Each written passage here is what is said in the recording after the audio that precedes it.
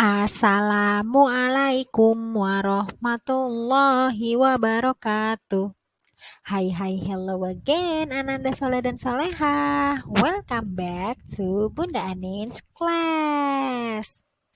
Apa kabarnya Ananda Soleh dan Soleha pada hari ini? Semoga Ananda Soleh dan Soleha semua hari ini dalam keadaan sehat walafiat ya.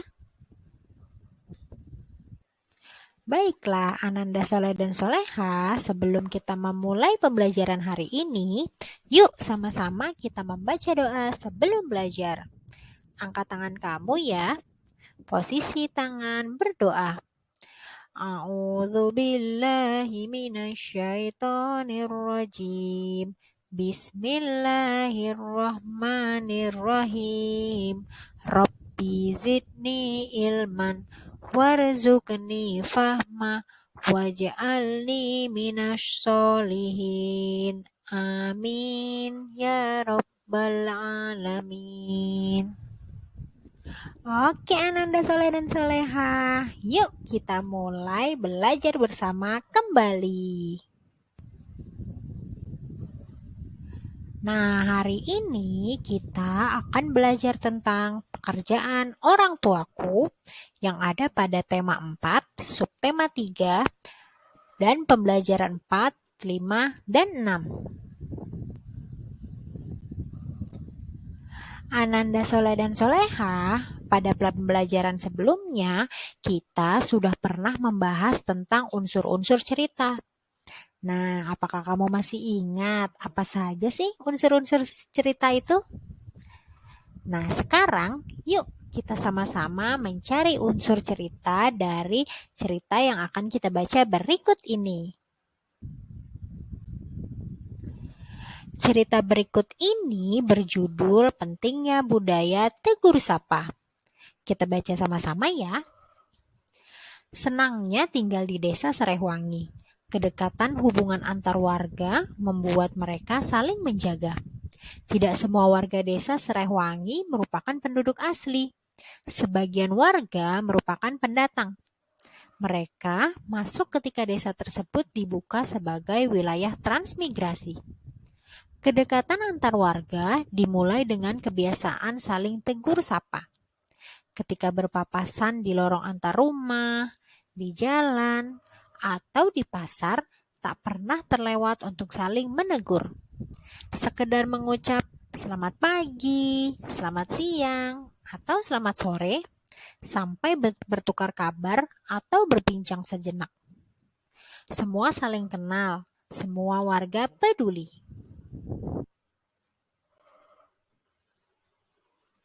Di ujung jalan tinggal Nenek Ijah seorang diri. Ia penghuni tertua di sini. Walaupun begitu, ia masih mandiri melakukan kesibukan di rumahnya. Kadang ia terlihat menyapu pelan daun-daun di halaman rumahnya. Lain waktu, ia juga duduk beristirahat di beranda. Pak Tulus, sang kepala desa, rajin menyapa Nenek Ijah. Pagi hari sambil berangkat kerja, ia kerap mampir untuk sekedar mengantarkan ubi atau singkong rebus. Sore hari, ia lewat lagi seraya melambai pada Nenek Ijah yang duduk di beranda. Pada suatu hari, Pak Tulus tidak menjumpai Nenek Ijah di halamannya. Sore harinya, beranda rumah Nenek Ijah masih tetap sepi. Pak Tulus menyempatkan untuk singgah. Pak Tulus mengetuk pintu, tetapi tidak ada jawaban. Pak Tulus kemudian membuka pintu dan melangkah masuk. Betapa terkejut beliau menjumpai Nenek Ijah terkulai lemas di depan ruang tengahnya. Diraba dahinya terasa agak hangat. Rupanya Nenek Ijah sakit. Pak Tulus menyesal tidak menyempatkan mampir tadi pagi karena beliau sudah terlambat untuk ke kantor. Pak Tulus mengajak beberapa warga untuk membawa Nenek Ijah ke dokter terdekat. Pak Tulus lalu mengatur jadwal warga yang akan bergantian menjaga Nenek Ijah sampai pulih. Tidak ada warga yang menolak. Semua sukarela untuk membantu. Mereka tahu kelak suatu ketika mereka dalam kesulitan pasti akan dibantu.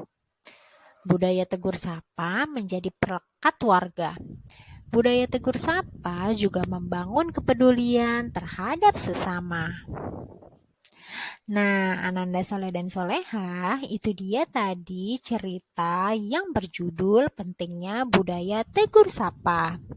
Menarik ya ceritanya? Sekarang, yuk sama-sama kita cari unsur-unsur yang ada dalam cerita tersebut. Yang pertama yaitu unsur judul cerita. Judul ceritanya yaitu adalah pentingnya tegur sapa. Selanjutnya yaitu tokoh dalam cerita tadi. Tokoh dalam cerita tadi yaitu ada Nenek Ijah dan juga Pak Tulus. Unsur selanjutnya yaitu adalah sifat tokoh. Sifat dari Nenek Ijah yaitu bersifat mandiri. Karena walaupun Nenek Ijah sudah berusia tua, ia masih melakukan semua kegiatan rumahnya secara sendiri. Kemudian sifat Pak Tulus yaitu adalah suka menolong. Hal tersebut dibuktikan ketika Nenek Ijah sakit, kemudian Pak Tuluslah orang yang pertama menolong Nenek Ijah. Unsur selanjutnya yaitu adalah tempat cerita. Tempat dari cerita tersebut yaitu adalah di Desa Serehwangi. Selanjutnya yaitu awal cerita. Awal dari cerita tersebut yaitu tentang kedekatan hubungan antar warga yang membuat mereka saling menjaga. Selanjutnya adalah akhir dari cerita tersebut.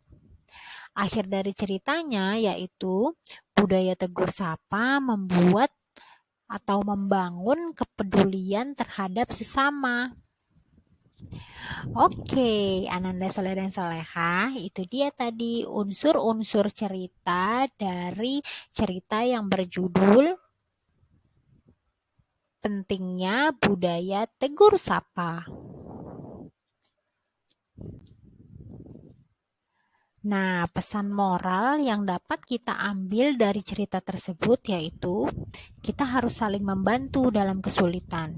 Karena manusia merupakan makhluk sosial, artinya manusia akan selalu membutuhkan bantuan orang lain.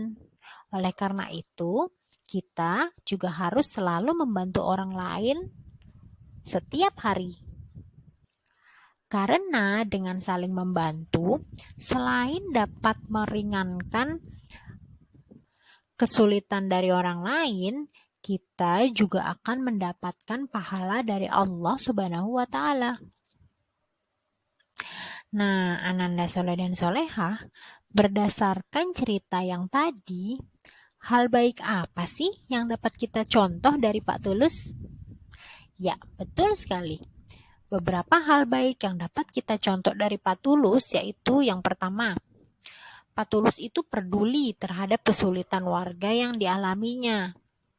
Kemudian yang kedua, Pak Tulus juga dengan ikhlas menolong warganya tanpa pamrih dan tanpa meminta imbalan apapun. Selanjutnya yang ketiga, Pak Tulus juga rajin mengunjungi warga-warganya, terutama warga yang sudah berusia senja atau sudah berusia tua. Nah, selanjutnya, menurut Ananda Soleh dan Soleha, apakah sikap Pak Tulus ini sudah mengamalkan sila ketiga dari Pancasila? Nah, kalau menurut Bunda Anin, sikap Pak Tulus sudah mengamalkan sila ketiga pada Pancasila. Karena Pak Tulus ini selalu menjaga kerukunan warganya. Kemudian Pak Tulus juga selalu meminta warganya untuk saling peduli satu sama lain. Dan untuk menjaga persatuan walaupun warganya ini berasal dari beragam atau berasal dari lain daerah. Selanjutnya, kira-kira hal baik apa ya yang bisa kita contoh dari warga desa Serehwangi? Nah, yang pertama yaitu perbedaan asal-usul itu tidak merenggangkan kedekatan mereka. Jadi, walaupun mereka berasal dari daerah yang berbeda, mereka tetap bersatu. Mereka tetap saling menyayangi dan saling peduli. Kemudian yang kedua, mereka juga selalu ketika berpapasan selalu saling bertegur sapa. Dimanapun mereka saling bertemu, misalnya bertemu di pasar, atau bertemu di jalan, atau bahkan bertemu di gang, mereka pasti akan saling bertegur sapa. Selanjutnya, yaitu apabila ada warga yang kesulitan, semua warga dengan sukarela membantu. Jadi tidak ada warga yang bersikap cuek atau acuh ketika warga yang lain dalam kesulitan. Kemudian yang terakhir yaitu mereka juga saling peduli satu sama lain. Nah, Ananda Soleh dan Soleha, seperti yang sudah kita ketahui tadi bahwa sikap Pak Tulus dan juga warga desa Serehwangi itu sudah mencerminkan sila ketiga dari Pancasila. Kira-kira apa ya makna dari sila ketiga pada Pancasila? Yuk sama-sama kita lihat. Sila ketiga pada Pancasila berbunyi Persatuan Indonesia. Lambang dari sila ini yaitu adalah pohon beringin. Nah, sila ini memiliki banyak sekali makna. Di antaranya yaitu yang pertama, bangga dan cinta terhadap tanah air dan bangsa. Kemudian yang kedua, rela berkorban demi kepentingan bangsa dan negara. Yang ketiga, mengembangkan sikap saling menghargai. Yang keempat, membina hubungan baik dengan semua unsur bangsa. Yang kelima, menjunjung tinggi persatuan dan kesatuan Indonesia. Yang keenam, mengutamakan kepentingan bangsa di atas kepentingan pribadi dan juga golongan. Oke, Ananda Soleh dan Soleha, itu dia tadi makna dan juga sikap yang mencerminkan sila ketiga pada Pancasila. Nah, Ananda Soleh dan Soleha, ternyata salah satu warga di desa Serehwangi ada yang berprofesi sebagai pengrajin kayu loh. Beberapa contoh hasil dari kerajinannya yaitu adalah ukiran Bali dan juga ukiran Jepara. Yuk, sama-sama kita lihat salah satu hasil kerajinan ukiran Bali dan juga ukiran Jepara yang diproduksi oleh warga desa Serehwangi. Yang pertama ada ukiran Bali. Ukiran Bali ini memiliki motif daun, bunga, dan buah yang berbentuk cembung dan juga cekung. Selain itu, bentuk tunas pada ukiran Bali biasanya berikal pada bagian ujungnya. Kemudian, bentuk tumbuhannya berakar rimpang terletak di depan pangkal daun pokok yang mengikuti bentuk alurnya. Dan yang terakhir yaitu biasanya benangnya itu berbentuk cembung dan juga miring sebagian. Selanjutnya yaitu adalah ukiran Jepara. Ukiran Jepara memiliki motif daun yang berbentuk segitiga dan miring. Kemudian pada setiap ujung daun terdapat bakal bunga atau bakal buah yang berbentuk melingkar. Selanjutnya yaitu bentuk lingkarannya biasanya lebih dari satu atau bisa juga bertingkat. Nah, kemudian lingkaran pada bagian pangkal biasanya akan lebih besar Kemudian semakin ke ujung nanti lingkarannya akan semakin mengecil. Oke, itu dia tadi ukiran Jepara dan juga ukiran Bali yang merupakan salah satu produk dari desa Serehwangi. Nah, Ananda Soleh dan Soleha, warga di desa Serehwangi itu terdiri dari berbagai macam suku. Selain itu, mereka juga memiliki pekerjaan yang beragam. Kalau tadi pekerjaannya adalah pengrajin ukiran, nah ada juga warga yang bekerja sebagai petani. Sekarang coba deh Ananda perhatikan gambar pada layar berikut ini. Kira-kira informasi apa yang Ananda bisa dapat dari gambar tersebut? Ya, jadi dahulu petani itu membajak sawah dengan menggunakan 2 ekor sapi ataupun kerbau. Nah, dulu hewan-hewan itulah yang menarik sebuah alat yang biasanya terbuat dari kayu atau besi. Gunanya adalah untuk menggemburkan dan membalikan tanah. Alat tersebut biasanya disebut sebagai bajak, luku, ataupun tenggala. Namun berbeda dengan zaman yang sekarang. Kini petani sudah semakin modern. Banyak petani pada saat ini yang membajak sawah menggunakan traktor.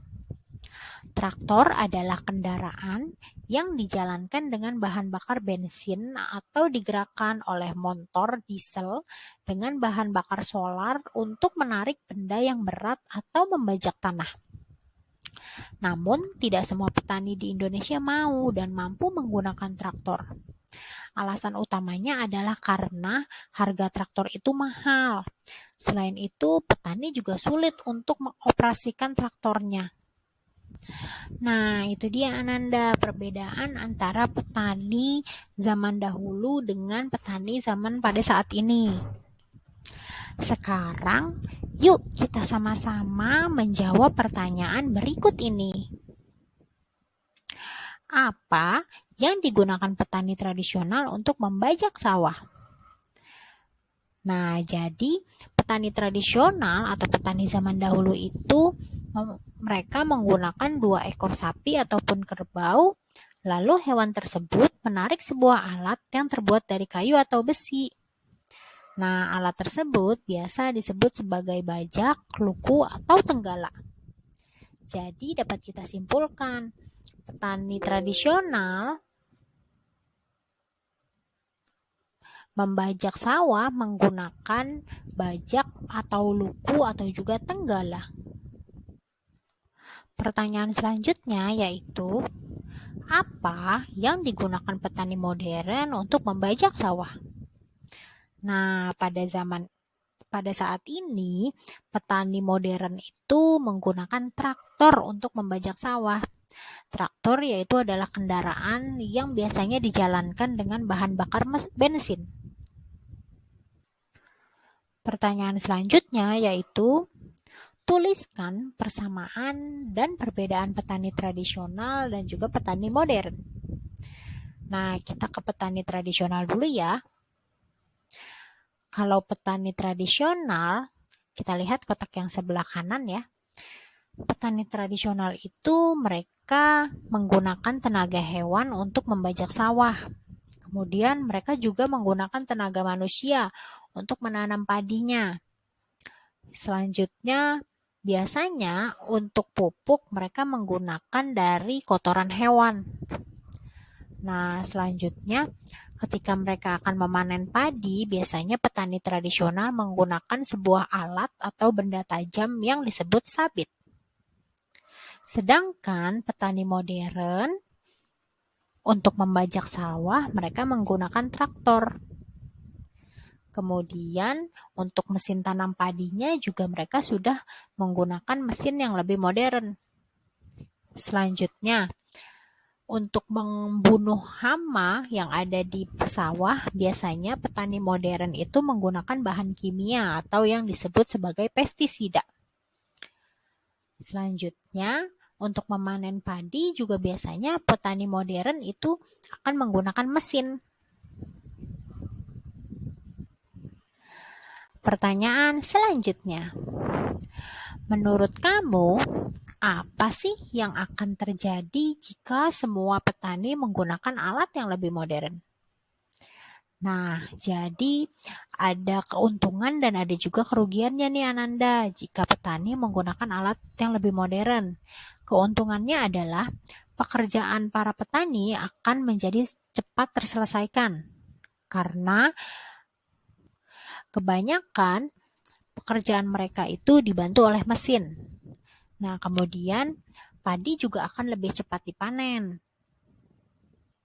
Namun kekurangannya adalah biasanya biaya pengeluarannya akan lebih mahal karena petani modern itu kan biasanya membajak sawah menggunakan traktor. Nah, mereka akan mengeluarkan biaya tambahan untuk membeli bensin misalnya. Kemudian mereka juga akan mengeluarkan biaya tambahan untuk perawatan traktor tersebut.